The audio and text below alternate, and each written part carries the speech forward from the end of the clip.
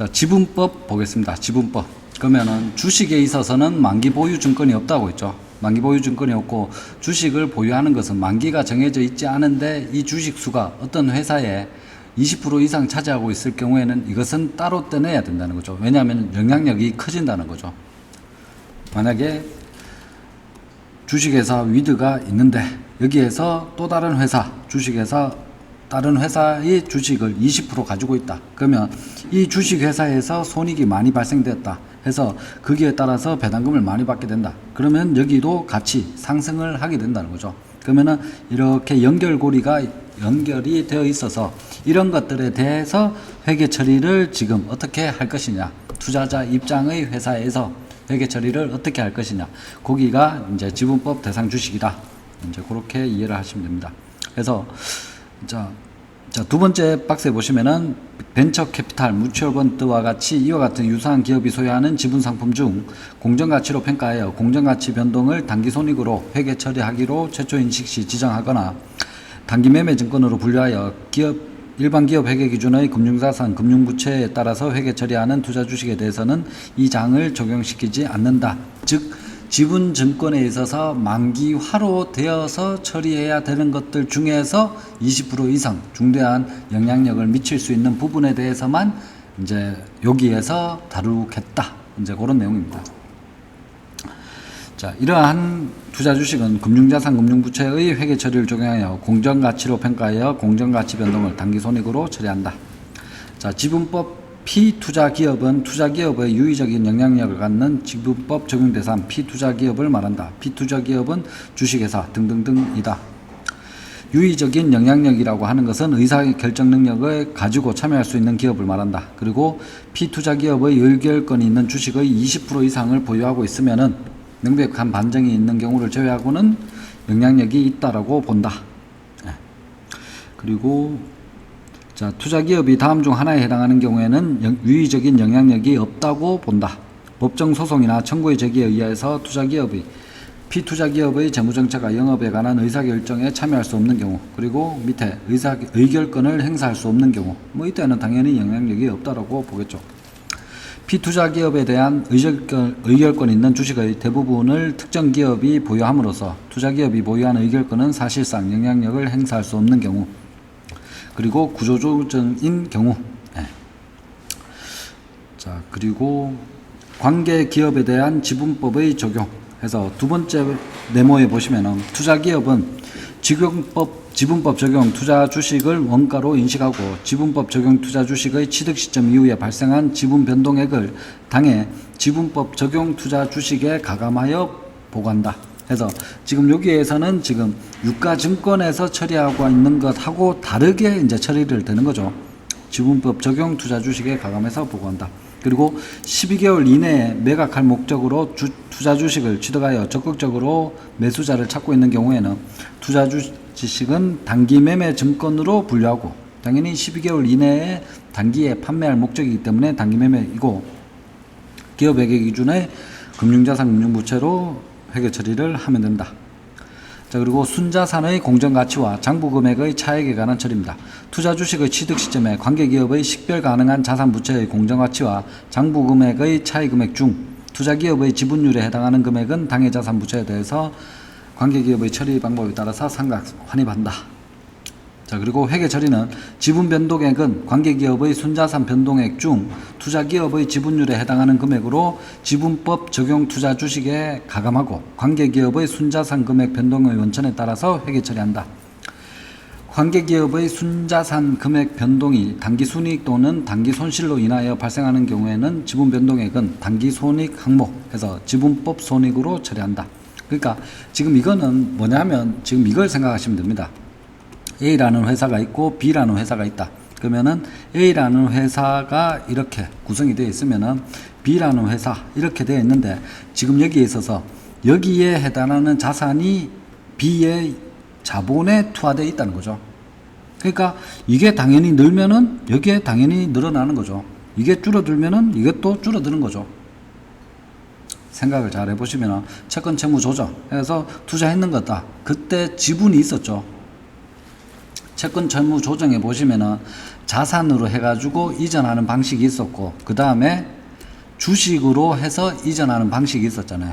그렇죠? 그러면은 회사가 이거는 뭐 지금 뭐 투자 목적으로 해가지고 했다 손 치지만 B의 회사가 망해간다. 망해가서 우리 회사에 돈을 못 준다. 그래서 이 주식에 대해 가지고 30% 넘겨라. 이렇게 해서 지금 채권 채무가 조정이 되었다.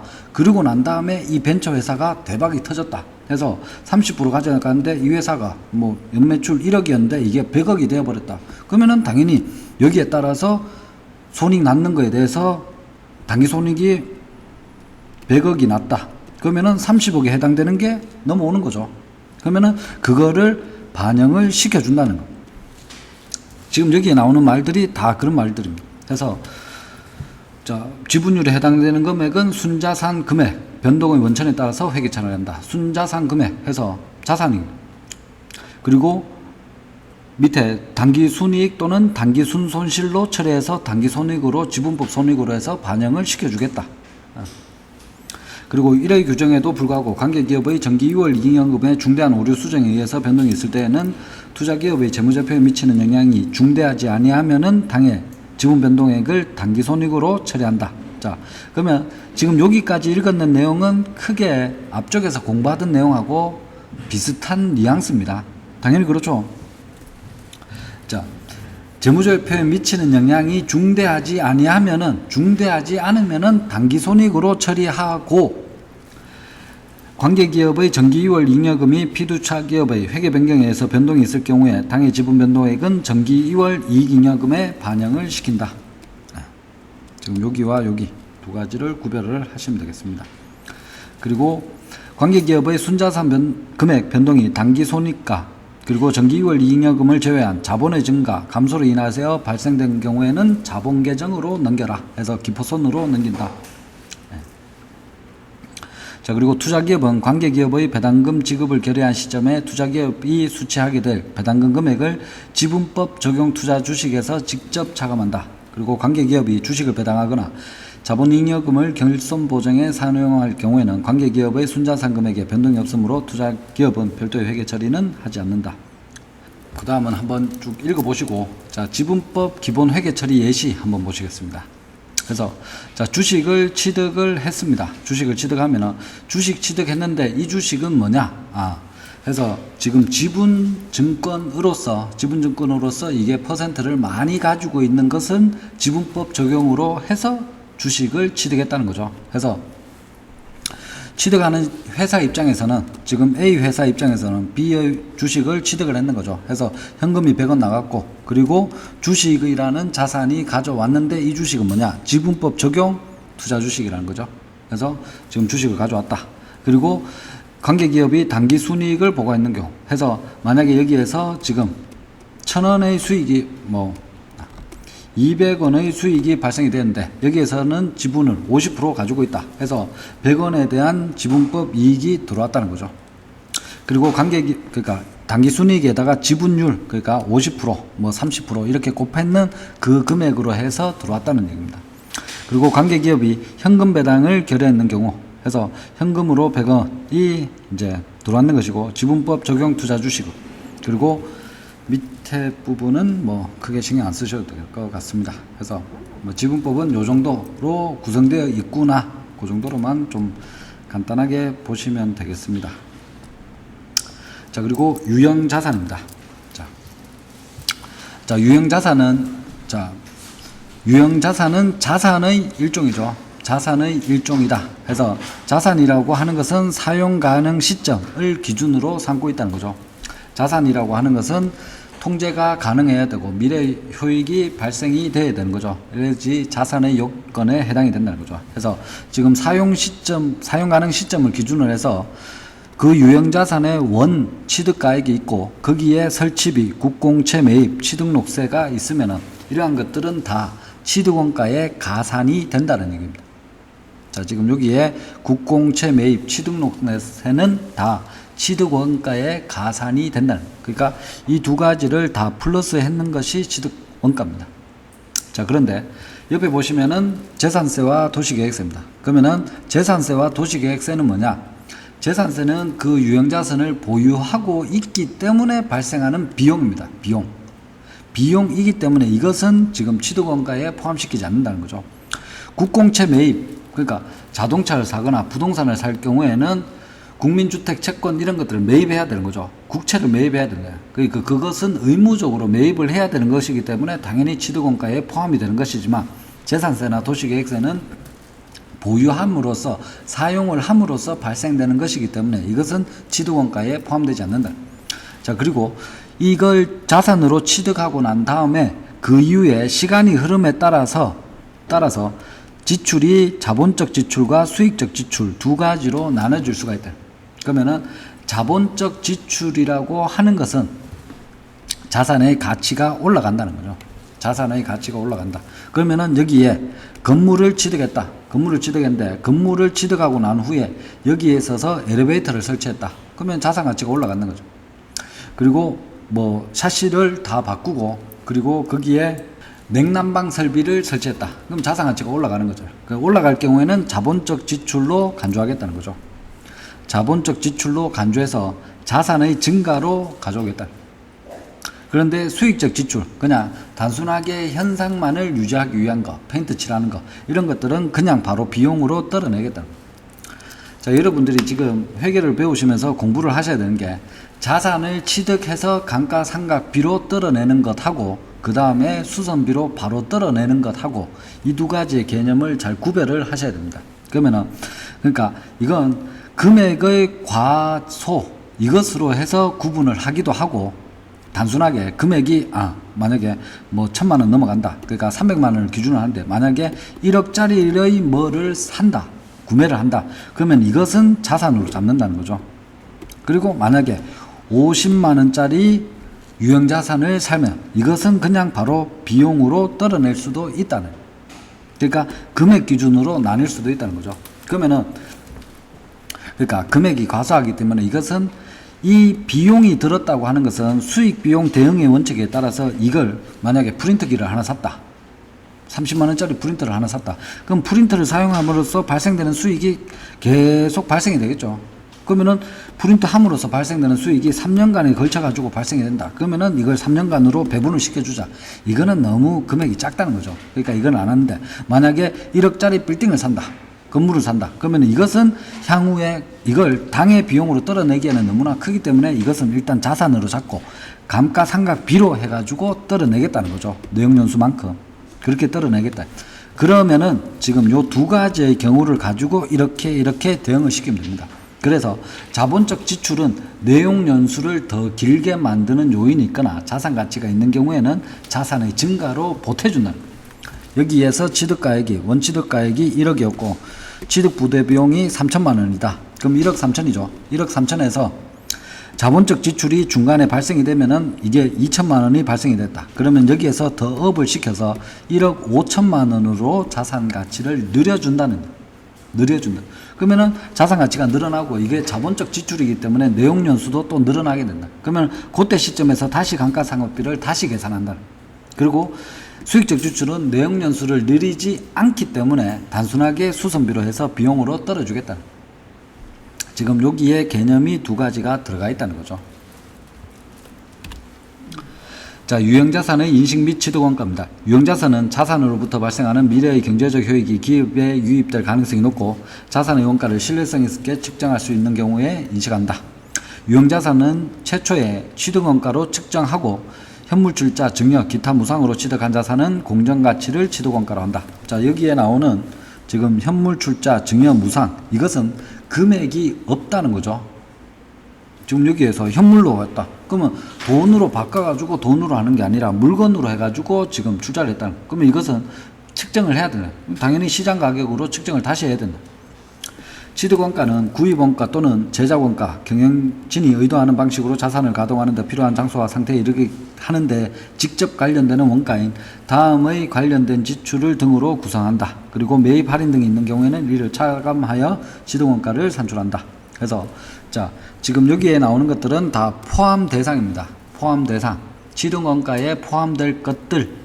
설치 장소 준비를 위한 지출, 외부 운송 취급비, 설치비, 그리고 설계와 관련해서 전문가에게 지급하는 수수료, 유형자산의 취득과 관련하여 국공채 등을 불가피하게 매입하는 경우 당해 채권의 매입 금액과 일반 기업 회계 기준에 따라서 평가한 현재 가치와의 차액. 뭐 보통의 경우에 다 이거 저당권 설정하는데 국민주택채권 나는 사고 싶습니다라고 담보제공자가 얘기하는 경우는 없습니다.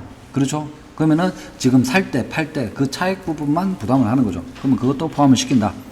자본화 대상인 차입원가, 취득록세, 그리고 유형자산의, 자, 주의하셔야 됩니다.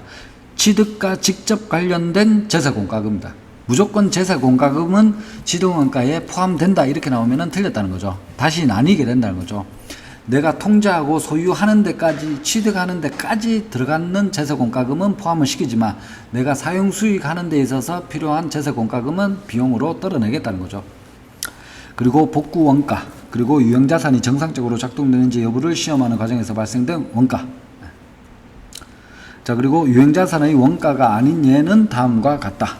자, 그러면은 앞부분에 나온 거하고 뒷부분에 나온 거, 지금 요 두 가지를 서로 구별을 하시면 되겠습니다. 시험 문제는 이제 이게 나오는 거죠. 새로운 시설을 개설하는 데 소요되는 원가, 새로운 상품과 서비스를 소개하는 데 소요되는 원가, 광고비죠. 새로운 지역에서 또는 새로운 고객층을 대상으로 영업하는 데 소요되는 원가, 자가건설에 따른 내부 이익과 원재료, 인력 등 자원의 낭비로 인한 비정상적인 원가, 그리고 기타 일반 간접 원가. 자, 주의하셔야 되는 것은 1, 2, 3, 3개는 다 새로운입니다. 새로운. 그러면은 기존의 거하고는 다른 거다는 거죠. 기존의 거하고는 별개라는 거죠. 그럼 어디에 묻혀가지고 포함시킬 수 없다는 거죠. 새로운이기 때문에. 자, 그리고 주의하셔야 되는 것은 네 번째, 자가건설에 따른 내부 이익입니다. 자, 이것은 유형자산의 원가로 포함시키지 않습니다. 왜냐하면은 내부 거래, 부당 거래가 될 수 있기 때문에 그 정도로만 이해하시면 되겠습니다.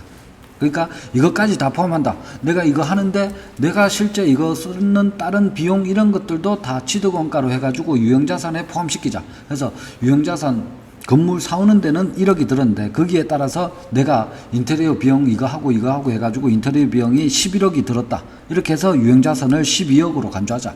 이건 말이 안 된다는 거죠. 그렇기 때문에 자, 내부이익은 제외를 시킵니다. 주의하셔야 됩니다. 자, 그리고 취득 후의 원가입니다. 취득 후의 원가는 유형자산의 취득 또는 완성 후의 지출이 유형자산의 인식 기준에 충족하는 경우에는 자본적 지출로 처리하고 그렇지 않은 경우에는 수익적 지출로 처리해서 비용으로 인식하게 된다. 그래서 자본적 지출은 생산능력 증대, 내용연수 연장, 상당한 원가 절감, 그리고 품질 향상을 가져오는 경우에는 자본적 지출로 처리하고 수선 유지는 수선 유지비로 해서 수익적 지출로 비용으로 처리한다. 유형자산을 구성하는 주요 부품이나 구성 요소의 내용연수가 관련되어 있는 유형자산의 내용연수와 상이한 경우에는 별도의 자산으로 처리하고 교체된 자산은 재무상태표에서 제거한다. 자, 그리고 원가의 측정입니다. 원가의 측정에 유형자산을 장기 후불 조건으로 구입하거나 장기 후불입니다. 그러니까 할부 거래로 나중에 결제할게 아니면은 대금 지급 기간이 일방적인 신용기간보다 긴 경우 원가는 취득 시점의 현금 가격 상당액으로 한다. 뭐 당연히 현금 가격 상당액 뭐 이 말은 10년 후에 1억 줄게 이렇게 되면은 이 유형자산을 취득할 때 금액을 1억으로 할 것이냐? 아니죠. 10년 후 1억이기 때문에 이걸 뭐 요즘 3% 이자율이다. 그러면 3%의 10년치만큼 할인이 들어간다는 얘기죠. 그렇게 해서 적은 금액 8,762만원 뭐 이렇게 해서 그 금액으로 취득원가를 삼으라는 얘기입니다. 그 말이 현금 가격 상당액이다. 자, 그 다음에 다른 종류의 자산과의 교환으로 취득한 유형자산의 취득원가는 교환을 위하여 제공한 자산의 공정가치로 측정한다. 네. 자, 지금 여기에 보시면은 자, 다른 종류의 자산과의 교환으로 취득한 유형자산은 얼마로 잡을 것이냐 이 말이죠. 해서 지금 위에 여기 박스에 보시면은 이종자산입니다. 이종자산. 다른 종류의 자산입니다. 다른 종류의 자산으로 해서 취득할 때 아니면은 동종자산으로 바꿔치기 할 때 지금 유형자산의 원가를 뭘로 할 것이냐. 자, 이종자산은 자, 구자산을 공정가액으로 매각하여 신자산을 취득하는 것이고 동종자산은 구자산의 장부가액을 신자산의 취득원가로 대체시키는 것이다. 네. 자, 느낌을 받으셔야 됩니다. 느낌을 받으셔야 됩니다. 자, 그러면은 자, 중고나라라는 카페가 있죠. 굉장히 인원수가 많다는 거죠. 그러면은 이 중고나라에 내가 쓰고 있는 컴퓨터를 지금 유형자산 가지고 있는 컴퓨터를 뭘로 바꾸려고 하느냐, 청소기로 바꾸려고 한다. 그럼 이렇게 되면은 컴퓨터를 팔고 난 다음에 그 돈을 가지고 청소기를 사야 되겠죠. 그러면은 컴퓨터를 팔고 현금화를 만든 다음에 다른 종류의 유형자산을 취득을 하게 된다. 그렇기 때문에 공정가액으로 이 말이 나오는 것이고, 만약에 컴퓨터를 컴퓨터로 바꾼다. 이러면은 조금 화면 사이즈가 24인치인 모니터를 20인치로 바꾼다. 이렇게 했을 때는 이거는 동종 목적물이라. 그럼 이때는 내가 여기에서 이걸 맨 처음 취득한 취득원가에서 감가상각비를 차감하는 그 장부 가액으로 해서 교환을 대체를 한다. 그래서 장부 가액입니다. 장부 가액은 감가상각비를 차감한 금액으로 대체를 시킨다는 겁니다. 동종일 경우에는, 자, 이종일 경우에는 팔고 나서 그 판매한 금액으로 해서 다른 물건을 사오겠다. 그렇게 생각하셔야 됩니다. 자, 그래서 다른 종류의 자산으로 교환으로 취득한 유형자산의 취득원가는 어떻게 할 것이냐. 제공한 자산의 공정가치, 즉 판 가격, 그렇죠? 내가 가지고 있던 자산을 판 가격으로 해서 새로 취득한 가격으로 매기겠다는 거죠. 그래서 컴퓨터를 팔았는데 15만 원이 나왔다. 그리고 청소기 가격은 그러면은 얼마냐? 15만 원이다는 거죠. 그렇게 측정을 하겠다는 거예요. 다만 교환을 위하여 제공한 자산의 공정가치가 불확실한 경우에는 교환으로 취득한 자산의 공정가치를 취득원가로 할 수 있다. 이 경우 자신의 자산의 교환에 현금 수수가 있는 경우에는 반영해서 취득원가를 결정한다. 그리고 유형자산의 공정가치는 시장가격으로 한다. 그리고 밑에 동일한 업종 내에서 유사한 용도로 사용되고 있는 공정가치가 비슷한 동종자산으로 교환으로 유형자산을 취득하는 경우에는 교환으로 받은 자산의 원가는 끊어지고 교환으로 제공한 자산의 장부금액으로 한다. 자, 지금 요런 게 지금 시험 문제에 나오는데 쉽습니다. 쉬운데 이걸 말을 꼬아가지고 어렵다는 거죠. A라는 물건의 유형자산이 있고 B라는 물건의 유형자산이 있는데 지금 이게 같은 종류냐, A냐, A-냐 이걸 서로 바꾸는 것이냐, 아니면 A, B 이종으로 바꾸는 것이냐, 이 말이는. 그러면은 A, B로 당연히 성질이 다른 것들로 바뀔 때는 이걸 팔아야 된다는 거죠. 그럼 팔 때 공정가치가 나온다는 거죠. 그리고 비슷한 종류는 이거는 장부금액으로 한다는 거죠. 그러면은 이 지금 여기에 나오는 게 새로 취득하는 유형자산이죠. 요 새롭게 취득하는 유형자산의 금액은 어떻게 할 것이냐. 제공한 이거의 공정가격, 제공한 이거의 장부가격. 그렇죠? 네. 그 말이 지금 이 말이는. 자, 그리고 정부 보조 등에 의해서 유형자산을 무상 또는 공정가치보다 낮은 대가로 취득한 경우에는 취득원가는 취득일의 공정가치로 한다. 그리고 정부 보조금으로 유형자산을 취득하는 경우에는 취득원가에서 차감하는 형식으로 표시하고, 정부 보조금은 받았다. 그러면 차감하는 형식으로 하고, 내역연수에 따라서 감가상각액과 상각하고, 처분하는 경우에는 처분손익에 반영한다. 자, 그리고 인식시점 이후의 원가 모형이나 재평가 모형 중 하나를 회계정책으로 선택하여, 자, 회계정책입니다. 회계정책의 변경이 있었죠. 앞쪽에서 공부했죠. 그러면은 지금 원가 모형하고 재평가 모형 두 가지가 있다는 거예요. 두 가지가 있는데 선택해서 유형자산 분류별로 동일하게 적용해야 된다. 한 번은 원가, 한 번은 재평가, 이렇게 해서는 안 된다는 거죠. 자, 그러면은 유형자산에 있어서 왜 원가 모형하고 왜 재평가 모형이 나왔느냐? 그러면 앞쪽에서 얘기했듯이 지금 어떤 회사의 재무상태표를 보니까 유동자산, 그리고 비유동자산 안에 보니까 건물, 토지 해서 건물은 10억, 토지는 20억 이렇게 돼 있다는 거죠. BS가 이렇게 돼 있다.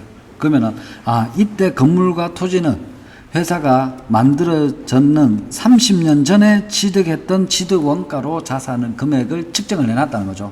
해놨는데 지금 여기에 있어서 만약에 이 회사를 누군가가 합병하려고 한다.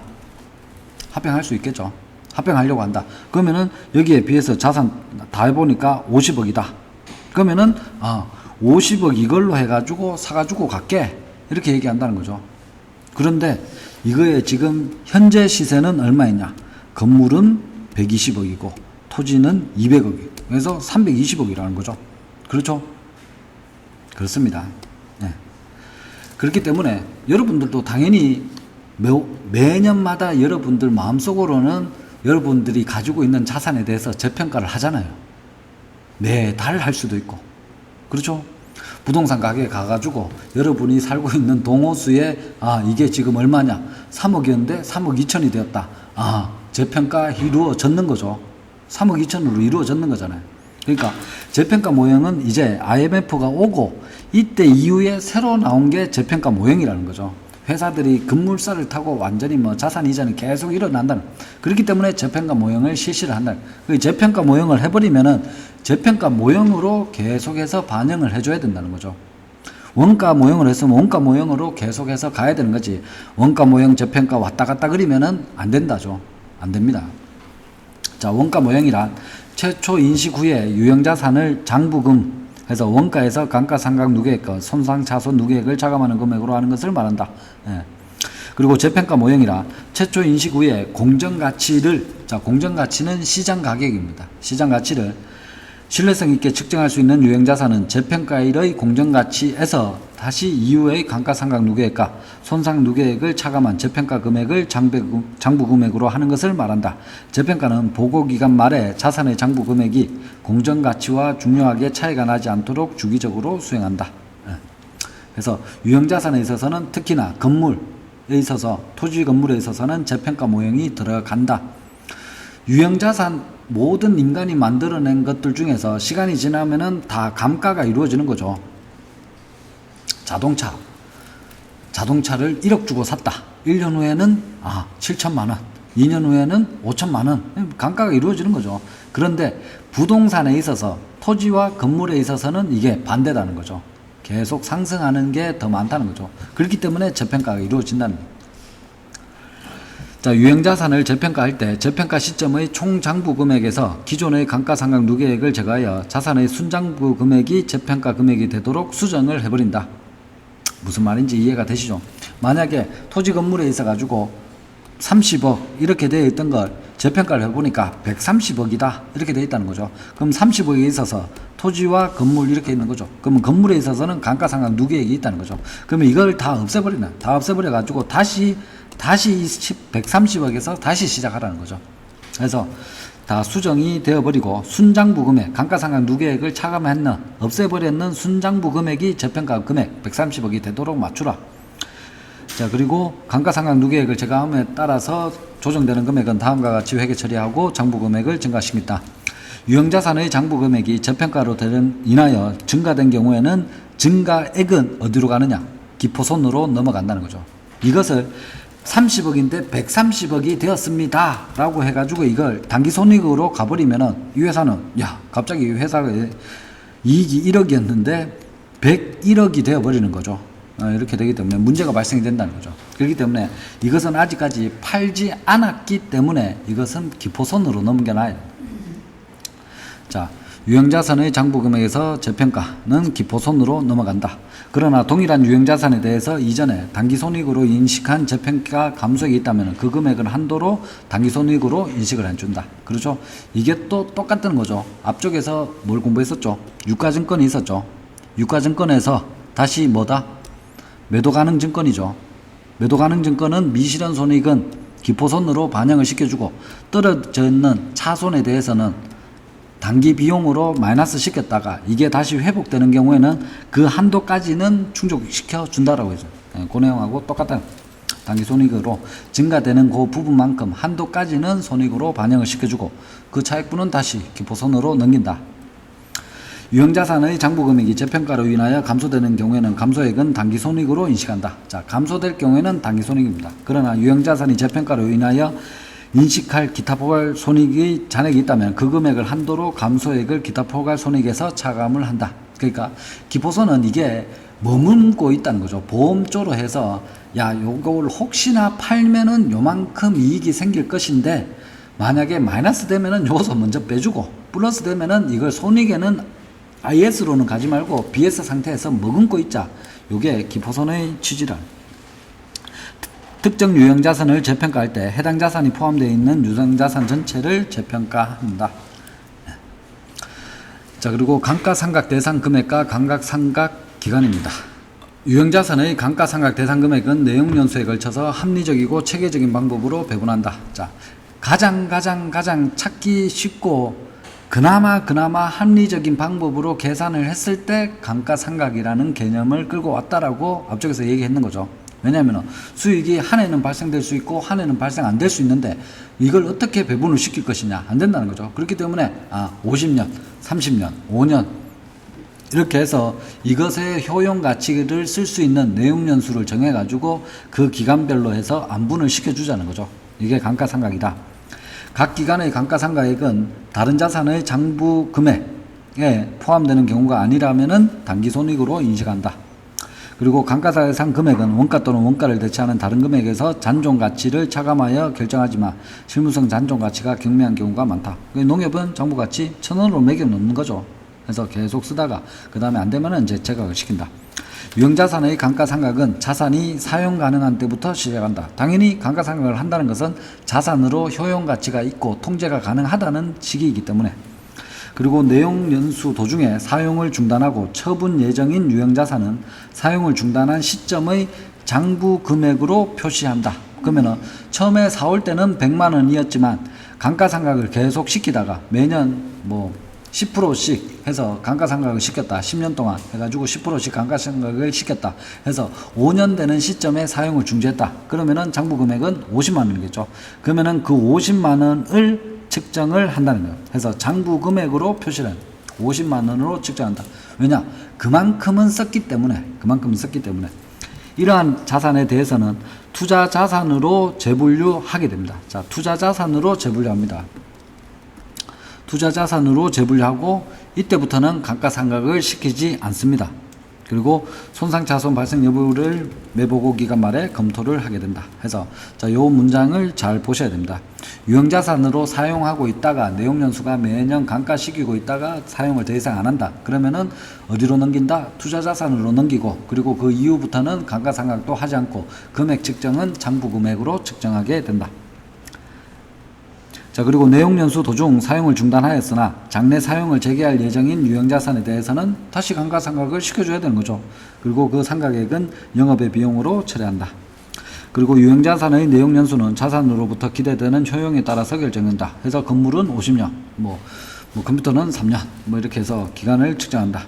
그리고 토지와 건물을 동시에 취득하는 경우에도 이들은 분리된 자산이므로 별개의 자산으로 취급한다. 그래서 유형자산은 토지, 건물 이렇게 두 가지로 나누는 것이고 토지는 당연히 인간이 만든 게 아니기 때문에 내용연수가 있을 수가 없는 것이고 건물은 인간이 만들었기 때문에 내용연수가 있다. 자, 감가상각 방법입니다. 유형자산의 감가상각 방법은 자산의 경제적 효익이 소멸되는 형태를 반영한 합리적인 방법으로 한다. 새로 취득한 유형자산에 대한 감가상각 방법도 동종의 기존 유형자산에 대한 감가상각 방법과 일치해야 된다. 그러니까 똑같이 가야 된다는 거죠. 그리고 유형자산의 감가상각 방법은 해당 자산으로부터 예상되는 미래의 경제적 효익이 소멸 형태를 따라서 선택하고 소멸 형태가 변하지 않는 한 매기 계속 적용하며 감가상각 방법에는 정액, 체감 잔액, 그리고 연수합계평, 생산량 비례법 등이 있다. 그래서 정액법은 매년 정액으로 상각을 시켜주는 것이고 체감 잔액법과 연수합계법은 내연연수 동안 감가상각액이 매기간 감소하는 방법, 그리고 생산량 비례법은 생산량에 따라서 이제 비율로 측정을 하는 것이다. 자, 그리고 자산 손상 및 손상에 대한 보상입니다. 유형자산의 손상 징후가 있다고 판단되면 당해 유형자산의 사용 및 처분으로부터 기대되는 미래의 현금 흐름의 추정액이 장부금액에 미달하는 경우에는 장부금액을 회수 가능액으로 조정하고 그 차액을 손상차손으로 처리한다. 그러니까 금액 가치가 떨어졌다는 거죠. 떨어졌을 경우에 손상차손을 인식하고 다만 차기 이후에 감액된 자산이 회수 가능액이 장부금액을 초과하는 경우에는 그 자산이 감액되기 전의 장부금액으로 감가상각 후에 잔액을 한도로 초과액을 환입을 시켜버린다. 자, 그리고 유형자산의 제거입니다. 해서 유형자산은 처분하거나 영구적으로 폐기해서 미래의 경제적 효익을 기대할 수 없게 되는 때 제거를 시킨다. 그리고 유형자산의 처분 시점을 결정할 때에는 기업회계 기준의 수익인식 중 재화의 판매에 대한 수익인식 기준을 적용한다. 그리고 폐기 또는 처분으로 발생되는 손익은 처분금액과 장부금액의 차액으로 결정하며, 그러면 장부금액이 계속 강가를 시켜가지고 10만원짜리를 샀는데 강가를 쭉쭉쭉 시켜가지고 8만원 강가를 시켰고 지금 장부금액이 2만원 남아있다. 그리고 그때에 이제 폐기 처분을 하게 되었다. 그러면은 그 장부금액만큼 떨어내고 그것을 당기손익으로 인식한다. 그리고 유형자산의 재평가와 관련해서는 기포손해 있다면은 폐기하거나 처분할 때 비로소 당기손익으로 인식한다. 그러니까 이것도 한 매도 가능 증권하고 똑같이 적용을 시키면 되겠습니다. 그리고 유형자산의 분류와 표시입니다. 유형자산은 영업상 유사한 성격과 용도에 따라서 토지, 건물, 구축물, 기계장치, 그리고 건설 중인 자산, 기타 자산으로 분류한다. 유형자산은 원가에서 감가상각 누계액과 손상차손 누계액을 차감하는 형식으로 재무상태표에 표시한다. 그렇게 해야지만 건물에 있어서는 별 감가상각비를 계상을 해놓더라도 이게 재평가가 이루어지면은 이게 더 늘어날 수 있다는 걸 전제하에 있기 때문에 별 상관없는데, 감가상각되는 금액을 별 상관없는데, 다른 것에 있어서는 만약에 자동차를 샀는데 업무용 자동차를 사서 이게 1,500만 원이다. 그런데 거기에 감가상각 누계액이 얼마에 되어 있느냐에 따라서 1,500만 원이 다시 한번 또 지출해야 되느냐 안 되느냐 그걸 판단할 수가 있다는 거죠. 그래서 차감하는 형식으로 표시하게 됩니다.